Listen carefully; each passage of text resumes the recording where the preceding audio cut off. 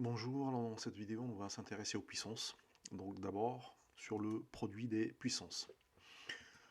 Avant cela on va revoir la définition de ce que c'est qu'une puissance. Donc on va considérer A un nombre non nul et N un entier.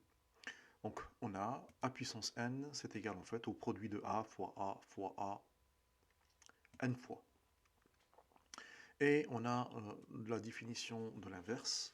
A puissance moins N, en fait ce n'est que 1 sur A puissance N. On va prendre un exemple. Donc, si on a par exemple 3 puissance 4, donc là on voit bien 3 fois 3 fois 3, 4 fois, qui me donne 81. Si je prends 2 puissance 5, donc la même chose, 2 fois 2 fois 2 fois 2 fois 2, 5 fois, qui me donne 32. Par contre, ici, il faut faire très attention à quelque chose de très important. Il ne faut pas confondre A puissance N et N fois A. Tout simplement parce que N fois A, en fait, c'est la somme des A, N fois. Donc voilà, on a A plus A plus A plus un certain nombre de fois. Donc on aura la multiplication et non pas la puissance.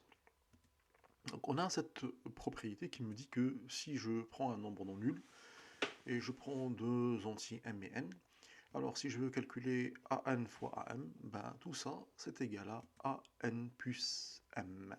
En fait il suffit d'additionner les puissances. On va voir cela dans un exemple.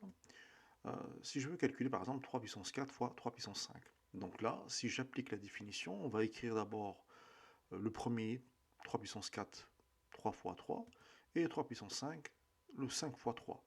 Ensuite, on calcule, on additionne, ou on compte le nombre de 3, et là on a 9, donc ça me donne 3 puissance 9.